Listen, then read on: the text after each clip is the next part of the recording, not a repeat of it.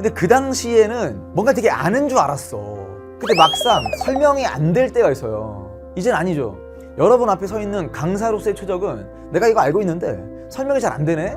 이 자리에 있을 이유가 없지 않습니까?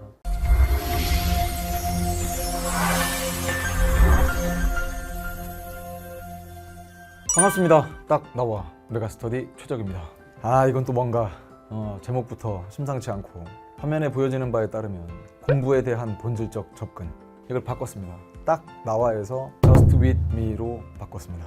여러분한테 자 뭐 공부하자, 선생님도 공부를 하는데 우리 제자들도 열심히 했으면 좋겠다, 혹은 뭐 공부합시다 뭐 등등, 뭐 여러분 스스로도 난 공부해야 돼, 뭐 어릴 적부터 지겹게 뭐 수도 없이 많이 들었던 이야기인데, 그렇다면 도대체 공부가 무엇이냐? 원래 공부는 그냥 하는 건데, 지금 특히나 이 시기가 뭐 선생님이 뭐 지금이 어떤 시기다라고 말을 하지 않아도 여러분들 많이 혼란스러운 시기인 게 맞습니다. 어떻게 공부해야 되고 어디까지 공부해야 되고 무슨 이게 시험에 나오냐 안 나오냐 그걸 설명하는 때가 아니라, 오히려 이럴 때일수록 우리 적자들은 이 혼란기에 좀 중심을 잡고, 오히려 이럴 때일수록 선생님은 공부가 무엇인지를 본질적으로 한 번은 정리해 나가는 게 중심 잡기엔 좋지 않을까라는 생각으로 공부 시리즈, 공부란 무엇인가의 시리즈를 준비했습니다. 선생님은 그렇게 공부를 잘하지 않았어요. 그래요. 뭐 초등학교, 중학교 때까지는 공부를 되게 잘했다고 합니다. 이제 음악과 손을 잡는 락 음악과 손을 잡는 순간 그냥 공부를 일정 정도 내려놓은 거죠. 아예 내려놓진 않았습니다만. 그 얘기는 무슨 말이냐면, 선생님이 공부를 그렇게 잘해보지 않았다는 건 이제 고등학교 때 그래요, 하고 싶은 음악도 있었고, 그 당시에 방송부였으니까 방송부 활동도 하고 뭐 이것저것 핑계일 수도 있겠습니다만, 공부를 더 잘하고 싶었는데 능력이 한계일 수도 있는 거고, 반대로 말하면 선생님보다 공부를 훨씬 잘하는 친구들이 많았기 때문에 어디 가서 나 좀 공부 좀 했다 라고 말하기는 좀 민망하지만, 공부가 무엇인가를 내가 알아보자 라고 하는 것에 대한 그 공부에 대한 공부? 이걸 멈추지 않을 것이다 라고 해서 선생님도 여러분들한테 시작은 1. 공부란 무엇인가, 2. 뭐 개념이란 무엇인가, 그 다음에 계속 마련되어 있는 이 스토리가 있거든요. 공부와 운동과 악기 배우기가 그렇게 비슷한 원리가 있어요. 그래서 이런 것들을 차근차근 해서 뭐 이렇게 길지 않은 캐스트로 여러분과 이야기를 나눠볼까 하는데, 그래서 이번에 뭔가 다 끝내는 게 아니라 이 첫 포문을 여는 이 공부란 무엇인가의 제일 첫 번째 캐스트는 이래야 되지 않을까. 나는 왜 공부하는가? 나는 왜 공부하는가? 일단 공부가 뭔지를 알아야 되지 않습니까? 현장 강의할 때 가끔씩 학생들, 우리 제자들 졸릴 때마다 야, 우리 공부해야 되는데 공부가 뭐야? 라고 하면 그 학생들이 표정만 봐도 너무 이제 띠용한 거야, 이 상황이. 뭐지? 공부가 뭔지를 왜 나한테 물어보지? 근데 그거는 그 학생이 이 질문을 듣고 상당히 당황했을 텐데 답을 제대로 못했다는 것은 그 학생의 탓이 아닙니다. 선생님을 포함한 어른들이 잘못한 걸 수도 있어요. 왜냐? 공부를 하라고만 했지 공부가 무엇인지를 아무도 알려준 적이 없기 때문에. 그래서 선생님도 한번 찾아봤어요. 일단 시작은 이렇지 않습니까? 모든 어휘, 모든 단어는 우리가 알고 있다고 믿어버리는 거거든요. 아는 것도 있는데 모르지만 안다고 믿어버리는 것도 있고, 또는 아는지 모르는지에 대한 뭐 그렇게 구분이 필요 없는 것들도 있어요. 워낙 사회적으로 다들 합의된 약속이다 보니까 그냥 나도 이 말을 쓰고 저 사람도 이 말을 쓰기 때문에 우리가 그 말을 설명해내지 못해도 다 의미가 통합니다. 이게 언어의 가장 무서운 점이기도 하고 우리가 여기서 또 재미를 느끼기도 하거든요. 일단 이게 순 우리말일까요? 한자일까요? 그러게 이게 순 우리말인가? 공부하다가 그냥 순수한 우리말인가? 근데 그럴 것 같지도 않아. 공부 뭔가 좀 딱딱한 느낌이고 한자일까? 한자입니다. 그런데 이거 도대체 어디서 나온 말이냐부터 시작해서, 그러면 이게 한자다 보니까 중국에서는 이 공부라는 말을 지금의 우리의 느낌으로 쓰고 있냐 해서 어원을 막 쫓아가는 거예요. 그럼 여러 다양한 썰들이 있어요. 그 중에 어떤 썰을 믿는가는 우리 선택의 문제일 수 있습니다. 왜? 완전히 뭔가 이 공부가 이렇다라고 이 한 글자 한 글자에서부터 뜻 글자를 밝혀서 우리가 완전히 합의되어 있는 게 있다기보다는, 이 공부라는 말은 성리학에서도 쓰고요, 그 다음에 불교에서도 쓰고요, 혹은 더 나가서 처음부터 글씨가 이랬냐? 아니다. 처음에 글씨는 얘보다 좀 복잡하고 얘보다 더 복잡했다라는 주장도 있으며, 일단 얘가 그러니까 있는 그대로만 얘기하면 요게 만들다라는 뜻입니다. 만들다. 그러니까 요게 뭔 뜻이냐? 스승이란 뜻이 들어가 있다라는 것은 아주 학계의 정설이라기보다는 선생님은 요 말을 믿고 싶은 거예요. 다양한 공부에 대한 정의 중에 선생님은 이 말을 여러분에게 소개를 해드리고 싶다라는 겁니다. 중국에서는 어떤 느낌이냐면 어떤 기능을 습득하는 거. 선생님은 그 말도 되게 좋아요. 기능을 습득한다라는 말도 공부의 아주 중요한 의미 중에 하나라고 생각을 합니다. 그럼 도대체 공부란 무엇인가에 합의된 게 없다는데 그럼 도대체 뭘 소개하려고 하십니까? 여러 다양한 뜻 중에 우리가 그냥 뭔가 좀 정해놓고 하면 되지 않을까? 공부라고 하는 게 스승 만들기라고 하면 어떻게 또 해석할 수 있냐? 니체라는 철학자가 나옵니다. 제자가 계속 제자로만 남는다면 스승에 대한 고약한 보답이다. 이게 무슨 말일까? 이 캐스트를 보고 있는 여러분이 선생님의 제자인가? 뭐 아닐 수도 있는 거고, 반대로 선생님과 저 사이의 관계가 스승과 제자 사이의 관계인가요? 아니라고 바라보는 친구들도 있을 것이며, 선생님도 그렇게 생각하는 경우도 있어요. 다만 스승과 제자 사이의 관계라고 그냥 치면 그 여러 제자들 중에 가장 고약한 제자, 혹은 반대로 여러분이 선생님에게 보답할 수 있는 것 중에 가장 고약한 보답은요, 제자로만 머물러 있는 겁니다. 그러면 제가 어떻게 되는데요? 선생님한테 어떤 보답을 할 수 있을까요? 가장 고약한 보답은 제자로만 남아있는 거라면서. 여러분도 누군가의 스승이 되면 됩니다. 이게 핵심입니다. 여러분이 선생님, 그러니까 최적한테 보답한다고 생각하지 말고 여러분이 해야 될 공부에 완성이라고 하는 게 과연 있을까라고 하면 그 완성의 목표를 스승 만들기라고 했잖아요. 아까 내가 나를 누군가를 가르칠 수 있을 만큼의 스승이 되도록 만들겠다. 그러니까 처음에는 최적으로부터 이제 받은 정보들, 그럼 뭐 문제풀이의 기술들 혹은 뭐 개념들 이걸 익혀. 들을 땐 다 이해가 됐어. 그다음 문제도 풀려. 모의고사 성적 잘 나왔어. 그다음에 수능 성적도 잘 받았어. 거기서 머물지 마시고 이제 이거를 누군가에게 알려줄 수 있을 만큼 내가 준비가 되면 그때는 그 공부가 잘 되고 있다는 것이다. 선생님이 이걸 어떻게 느꼈냐면 공부를 집중적으로 했던 시기가 있었을 거 아니에요. 여러분처럼 뭐 고등학교라든지 뭐 대학을 갔거나 뭐 대학원 갔을 때도 공부를 이렇게 누군가한테 강의를 들으면서 배웠던 기억이 분명히 있을 거 아니에요. 근데 그 당시에는 뭔가 되게 아는 줄 알았어. 근데 막상 설명이 안 될 때가 있어요. 그럼 그때는 아니 뭐 내가 알고 있는데 좀 설명이 잘 안 되나 보다. 이젠 아니죠. 여러분 앞에 서 있는 강사로서의 최적은 내가 이거 알고 있는데 설명이 잘 안 되네? 이 자리에 있을 이유가 없지 않습니까? 결국은 선생님이 대학 때 전공하면서 법을 배웠을 때보다 여러분에게 정법을 가르치면서 훨씬 더 많은 개념들이 잘 다듬어졌었던 거고요. 이렇게 보다가 학생들이 이해가 잘 안 되는 것 같으니까 저렇게도 해보고, 요 사례보다는 저 사례가 더 재밌고 머리 꽂히면 바꿔보기도 하고, 이제 사회학 같은 경우는 마찬가지예요. 선생님이 그냥 예를 들면 이제 음악할 때 가사를 쓰는 과정에서 각종 사회학적인 접근이 좀 필요할 때가 있습니다. 세상을 좀 삐딱하게 바라보는. 기본적으로 사회학은 세상을 삐딱하게 바라볼 수 있는 준비가 되어 있어야 그 사회학 혹은 여러분들이 공부하는 사회문화 과목이 재밌어지는 거예요. 그러니까 좀 약간의 뭐랄까 투덜이 스머프가 되는 연습이랄까? 난 이런 거 싫어 계속 하지 않습니까? 그래서 쟤는 맨날 뭐가 싫대, 계속 싫대. 그럼 싫으면 왜 싫은데? 그러니까 싫으면 싫은 이유를 이야기하는 거예요. 난 불평등한 사회 구조가 마음에 들지 않는다든지, 뭔가 이 대립과 투쟁의 장이 마음에 들지 않는다든지, 이대로는 안 된다라든지, 이 교육 현실이 될 수도 있고 회사의 모습이자 회사 내부의 모순일 수도 있는 거고, 학교 안에서의 선생님과 학생들 사이의 관계일 수도 있는 거고. 다만 이런 것들을 선생님이 그냥 개인 관심사로 공부할 때랑 이제 사회문화를 여러분에게 설명해내면서 다듬어질 때는 완전 다르단 말이에요. 그래서 여러분들은 공부를 어떻게 할 것인가? 남을 이해시킬 수 없는 그런 얄팍한 지식, 내 것이 아니다. 이해시킬 수 없는 그런 얄팍한 지식 가지고 이게 내가 뭔가를 배웠다라고 말하기엔 너무 민망하지 않냐? 그건 이미 자기 것이 아닙니다. 무슨 말이냐? 선생님이 여러분에게 설명을 해서 여러분이 이해가 됐어요. 그럼 여러분은 그거 자기 지식 같죠? 일단은 선생님 거예요. 이제 여러분이 그걸 가지고 뭐 동생이 됐든 아니면 학교에서 같이 정법 공부하는 친구 중에 이 친구가 뭐 예를 들어 손해배상에 대한 개념이 흔들려서 자기를 찾아왔어. 딱 정리를 해주는 거야. 탁탁탁 이렇게 하면 되잖아. 요거는 뭐 일반 불법행위야, 저건 특수 불법행위야. 딱딱 설명해 주니까 그 친구가 우와! 그럼 그 친구의 이제 스승이 된 거죠. 어떤 특정한 하나의 개념을 설명해서 납득을 시킨 거죠. 그럼 이제 그 친구의 스승이 됨으로써 여러분들의 공부가 이제 무르익어 가는 겁니다. 다만 이 공부라고 하는 것은 절대 하루아침에 될 리가 없죠.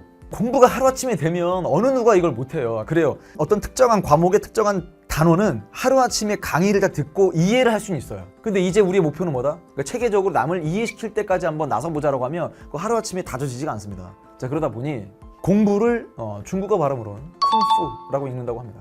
이거 무술 아닌가? 무술? 그렇죠. 무술일 수도 있어요. 아주 유능한 사범한테 이렇게 발차기 하는 거야 라고 들었어.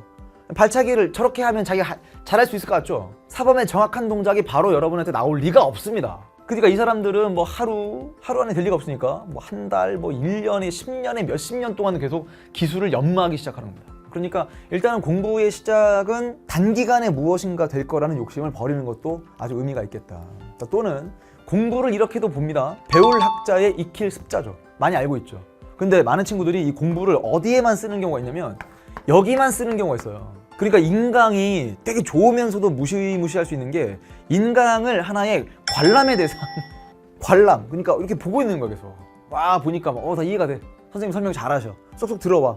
그럼 이제 여러분들은 여기까지는 배운 거죠. 그래서 선생님이 이 말이 되게 좋아요. 자기가 배운 개념을 익힐 수 있도록 혼자 단련하기 위해서 여러 비슷한 문제도 풀어보고 틀려보는 것도 괜찮고, 틀렸을 때 빡 틀리면 잠깐만 이게 왜 틀렸을까? 고민하기 시작하고. 그래서 여러분 그렇게 막 유명하게 요즘 막 떠도는 이야기 중에 메타인지가 어쩌고 저쩌고, 그것도 이제 공부법 시리즈에 나와 있습니다만, 그럼 배우고 익히셔야죠. 왜 이것만 하려고 하나?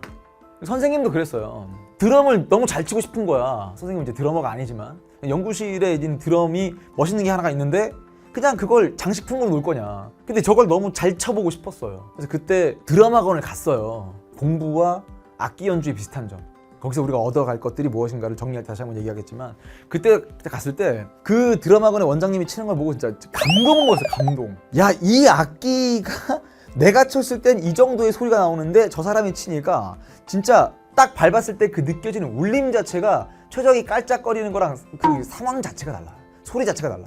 저 사람이 밟을 때마다 그냥 계속 감동이에요. 내 심장을 막 파고드는 같은 그런 느낌? 그래서 저렇게 치면 되는 거구나. 에이, 택도 없죠. 지금도 선생님 그렇게 못 쳐요. 왜? 익히지 못했으니까. 그렇게 하려면 그 사람이 치는 걸 보고 저렇게 치면 되는구나 해서 그냥 놀다가 다음 주에 가잖아요. 그럼 선생님은 계속 거기서 거기 그 자리. 여러분들 스스로가 익히는 것, 그러니까 학습도 의미가 있고, 공부를 그냥 영어로 쓰면 다 스터디라고 하죠. 스터디. 그런데 영어권에서 쓰는 스터디란 말과 우리가 원래 생각하는 공부라는 것은 또 어감이 다릅니다.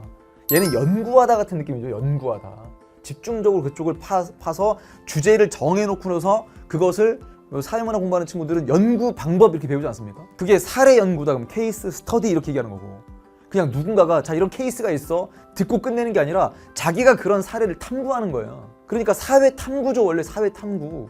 우리가 하도 두려서 사탐 하다 보니까 그 말에 어감이 다 사라져 버린 거지. 이거 무슨 말이야 이것도. 이게 그냥 전공이라고 읽는 겁니다. 전공.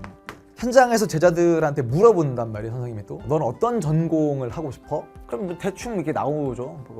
경제학 공부하고 싶어요. 나중에 뭐 로스쿨 가고 싶어요. 뭐 아니면 요새는 뭐 문이과 이런 게 없으니까 저는 뭐 자연과학 하고 싶습니다. 뭐 많죠. 근데 이 전공할 때 이 전자가 오로지 전자인 거 아세요? 오로지? 이 공자는 공부하다 할 때 쓰는 공자랑 달라요. 아까 봤던 공부할 때 쓰는 공자는 얘만 있어요. 힘쓰다라는 겁니다. 힘쓰다. 근데 원래 그 공부란 말이 이 단순한 요 공자 있잖아. 만들자 하는 요 말이 여기서 왔다라고 하는 사람도 있더라고요. 찾아보니까 선생님도 공부에 대한 공부를 해보니까 어느 말이 맞는지 우리가 선택하는 거라 그랬고, 어쨌거나 전공은 무슨 말이냐면 오로지 이것에만 힘쓰겠다, 이것만 파겠다 이거잖아요. 그러니까 여러분은 지금은 고등학교를 다니고 있으면 고등학교 때까지 공부는 여러분이 선택하는 게 그렇게 많지가 않을 겁니다. 학교에서 정해지거나 아니면 교육과정상 정해놓고 하고 입시에서 필요한 과목들을 다 여러분들이 그냥 해 나가야 되다 보니 이 공부가 재미가 있을 리가 있나. 왜? 하기 싫은 것도 한다고 생각하니까. 그럼 대학을 갔어. 자기가 원하는 전공을 딱 선택을 했어. 난 오직 이것만 하겠다. 다른 건 내가 싫은 건 안 하겠다. 대학을 갔어. 안 해. 선생님 이야기입니다. 선생님 이야기. 근데 이제 하다 보니까 또 막 경제학에도 관심이 생겨. 또 경제학 하다 보니까 잠깐만 경제학 전공을 하다 보면 이렇게 학점을 이렇게 해가지고 하면 경영학 학위도 받을 수 있을 것 같은데 뭐 이런 생각이 드는 겁니다.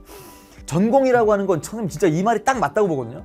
평생 쓸 책장을 한번 그려보세요. 그럼 그 책장에 무엇을 꽂을 것인가.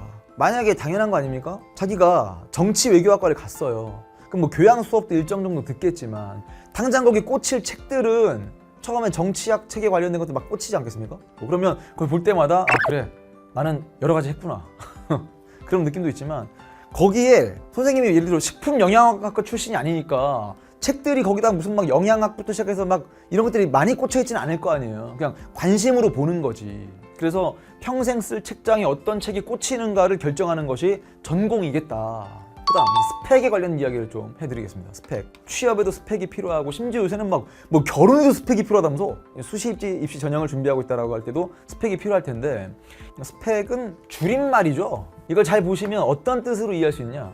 내가 누군가를 보여준다는 뜻이에요. 나라는 인간, 나라는 최적이라는 인간은 이것도 할 수 있고 저것도 할 수 있습니다. 근데 난 이걸 못해요. 근데 그걸 어떻게 증명할 거냐.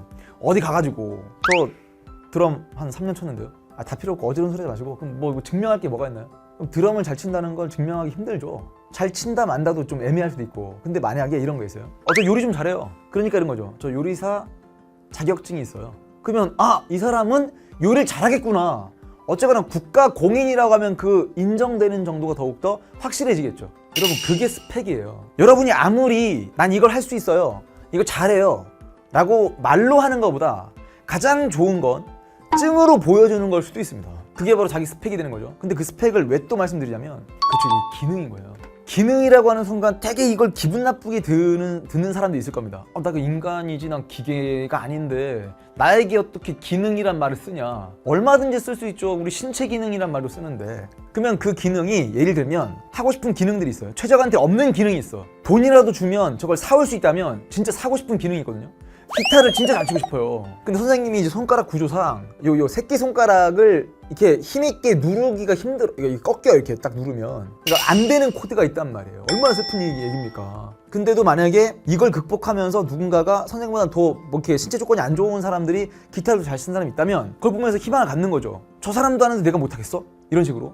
근데 너무 더뎌요. 느는 게, 실력이 느는 게. 그러면 단순하게 생각하면 남들 1시간 칠 거 난 2시간, 3시간 치면 된다. 이게 선생님의 기본 마인드거든요. 근데 마음으로는 그렇게 생각하지만 계속 상처받는 거죠. 왜? 저 사람은 내가 또 3시간 칠 때 또 치고 있을 거니까 그럼 이만큼 또 3배 나가 있어. 못 쫓아가겠는 거예요. 결국 공부라고 하는 것은 이제 마지막인데 그냥 평생 하는 거라고 생각하시면 돼요. 얼마나 간단한 이야기예요. 그래서 사회문화 공부하는 친구들은 아예 사회화라고 하는 개념 자체를 배우죠. 사회화라고 하는 개념 자체가 어떻게 이루어져 있냐. 뭐 1차적 사회화, 2차적 사회화, 혹은 뭐 공식적 사회화, 비공식적 사회화. 그 얘기를 가만 통틀어 보면 이 느낌이 딱 와요. 나는 태어나서 아주 1차적이고 기초적인 그리고 인성과 관련된 기본적인 예절 이런 것들을 배우다가 이제 고급진 기능들, 지식, 기술들을 습득할 때 그게 회사에서도 배울 수 있는 거고 아니면 학교에서도 이미 여러분들이 다니고 있으면서 이제 배우고 있을 거니까 그런 기능들을 갖추고 있겠죠. 친구 사이에서도 배울 게 널려 있습니다. 그러니까 그냥 간단하게 생각하면 어디나 배움의 장이고 내가 무엇인가를 배우고 있다는 것에 의미 부여를 하기 시작하면 모든 게 재미있어질걸요? 선생님 지금은 좀 미칠 것 같은데 지금은 재미가 없다는 게 왜 그런지 알려드렸잖아요. 하고 싶지 않은 걸 해야 된다는 그런 강박 때문에 그렇습니다. 공부를 누군가 이렇게 얘기합니다. 즐겁게 하자, 재밌게 하자. 말은 쉽죠. 그렇게 재미가 있어집니까? 의미를 부여하는 거죠. 뭔가 몰랐던 걸 알게 되는 것에 대한 재미, 틀렸던 걸 맞출 수 있는 것에 대한 재미, 혹은 그걸 설명해낼 수 있을 만큼 내가 성장했다는 것에 대한 재미. 재미는 배꼽 잡고 껄껄 웃는 것만 재밌다고 부르지 않거든요, 절대로. 그러니까 인간의 여러 감정을 만족시키는 방법들이 있을 거예요. 예능 프로만 재밌는 게 아니잖아요. 이 영상 보는 친구들 중에 다큐멘터리가 그렇게 재밌다고 하는 사람도 있을 거예요. 하나도 안 웃겨. 재미랑 웃기다는 건 동의어가 아니니까 같은 감정이 아니잖아요. 선택의 폭을 넓히기 위한 것입니다. 1등은 10등이 갈 수 있는 학교를 당연히 가죠. 근데 10등은 1등이 갈 수 있는 학교를 못 갈 수도 있잖아요. 단순한 거 아닙니까? 아주 단순한 거? 아니면 여러 기능을 갖춘 사람이 있어요. 여러 스펙. 그럼 그 사람은 이것도 할 수 있고 저것도 할 수 있어요. 그래요. 하나만 할 수 있는 사람이 되게 깊은 것도 그 사람만의 영역이 생기는 거예요. 만약에 팔 거면 깊게 파고 넓힐 거면 넓히는 것도 괜찮은데 이런 기능들을 여러분들이 갖추는 것에 대한 두려움? 그러면 어려운 걸 안 두렵게 만드는 방법을 말씀드리겠습니다. 어려운 걸 안 두렵게 만드는 방법은 선생님이 대학 딱 가서 느꼈어요. 사법시험을 다들 준비하는 거야. 최적 빼고 선생님 친구들 중에. 그러면서 야, 이 어려운 시험을 너 준비할 거야? 너 준비해야지. 언제? 뭐 군대 갔다 와서 준비하는 사람이 있고 아니면 아예 그냥 사법시험 합격한 다음에 군대 가야지. 그래서 그걸 다 얘기하고 있는 거야. 아니 야, 이 시험이 쉬운 시험이 아닌데 왜 다들 된다고 생각하지? 선배들을 보니까 알겠는 거예요. 그렇죠. 떨어진 사람도 있겠죠. 그런데 되는 것들을 보다 보니까 자기도 될 것 같은 느낌이 드는 겁니다. 어렵지만 두렵지 않은 겁니다. 이제까지 거쳐왔던 사람들이 있기 때문에.